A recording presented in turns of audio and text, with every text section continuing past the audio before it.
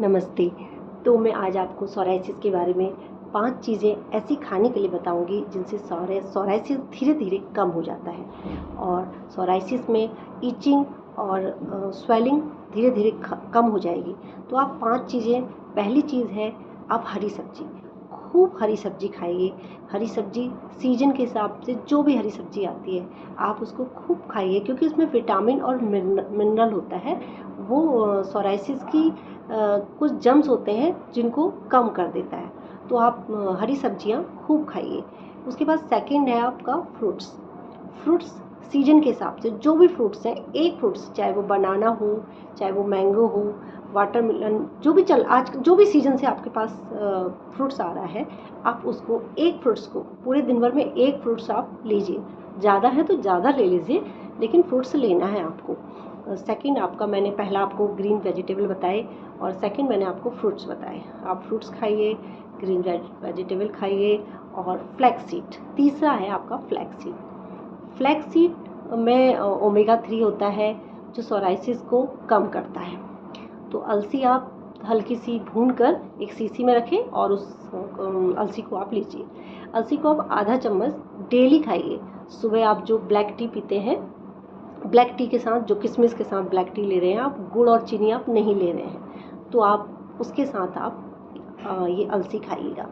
अलसी लीजिए। और ड्राई फ्रूट्स में आप बादाम, पिस्ता, अखरोट, काजू, जो भी है, आप जो भी आपको ड्राई फ्रूट्स में मिलता है वो आप थोड़े थोड़े 4-4 पीस सब के लेकर आप उसको, ड्राई फ्रूट्स को ज़रूर खाइए। ड्राई फ्रूट से भी आपको एनर्जी आएगी और सोराइसिस में फ़र्क पड़ेगा। उसके बाद आता है आपका चिया सीड्स में ओमेगा 3 होता है जो सोराइसिस को कम करने में बहुत बड़ा काम होता है इसका। तो चिया सीड का और अलसी का बहुत बड़ा रोल है इसमें। आप इसको लेके देखिए, आपको बहुत फ़र्क पड़ेगा। ये मुझे भी नहीं मालूम था, जब मुझे मालूम पड़ा मैंने इसको लेना स्टार्ट करा तो इससे जल्दी फ़ायदा हुआ। तो आप कोशिश ये करिएगा कि चिया सीड्स और